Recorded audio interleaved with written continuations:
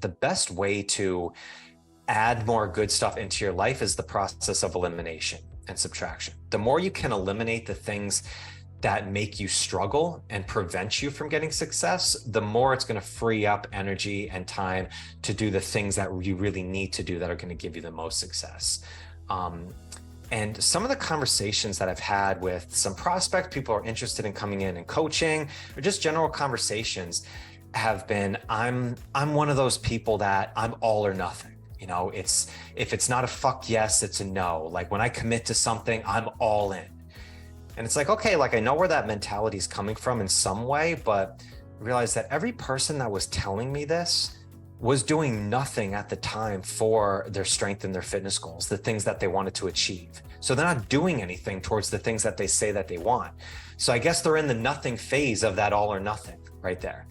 And it just really made me ponder a lot on this mentality of if it's not a fuck yes, it's a no. And I call bullshit on that. And this was a group conversation I had with some other people about this, because that's not a plan. That's a motivational speech. What that is I feel it's attaching this emotion to everything that you need to do, that you need to have this, all success comes from this deep emotion attached to it, and that you need to wake up every day and be fired up like a linebacker getting ready to blitz the quarterback at any moment. And it needs to be this heightened sense of this energy.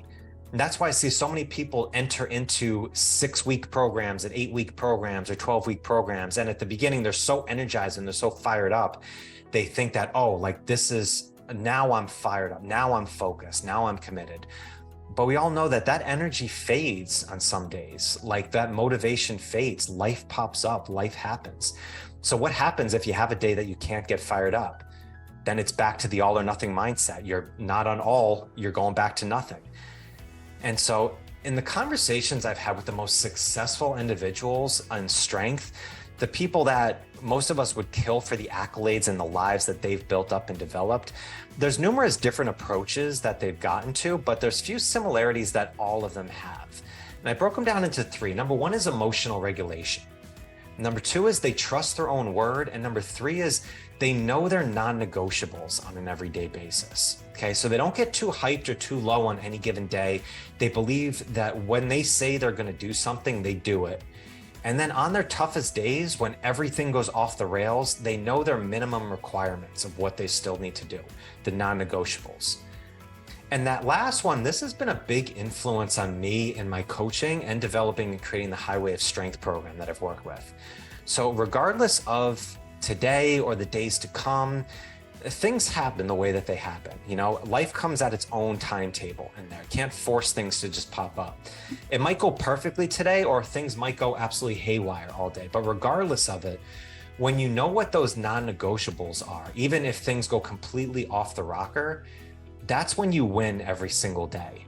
Okay, so it doesn't matter the speed of what you're going, you're always moving forward. And it's being consistently good rather than occasionally great. And as coaches, I know with working with people is it's exciting when people hit the PRs and they do these great things. But when teaching things consistency, when teaching how to be consistently good and you can continuously win every single day, we know that that is what sustains long-term strength. It sustains long-term success. And it gets us out of this yo-yo success rat race of good and then bad and then success and then failure. And so many times after just numerous failures and somebody gets back on the horse and they feel motivated for a moment, in the back of their mind, they believe, can I really do this? I keep failing over and over again. And that's when you hear those conversations of, like, if somebody's doing really great for a couple weeks and somebody says, hey, really, great job. Yeah, but I've got a long way to go. It's that yeah, but, where on the surface, we think, oh, they're saying that, they don't want to get too hyped on themselves because they know they have a lot more to go. But in reality, subconsciously, that could be a thought of saying, yeah, but I'm waiting for the other shoe to drop because I know that I've been unsuccessful for so long before, and I don't fully believe that I can do this. So in this all or nothing mentality, if you do that, I urge you to look at this in a different way. Look at something more like the highway of strength, of saying, okay, like if everything goes to shit, what can I still do today? What's my non-negotiables that I can get done? Maybe it's just doing 1 or 2 things. But then you go in and you reflect on that and you celebrate that. Then it goes into the number 2 thing that I talked about here is when you say you're going to do something, you do it and you build that self-trust up. So it's a win-win situation on that.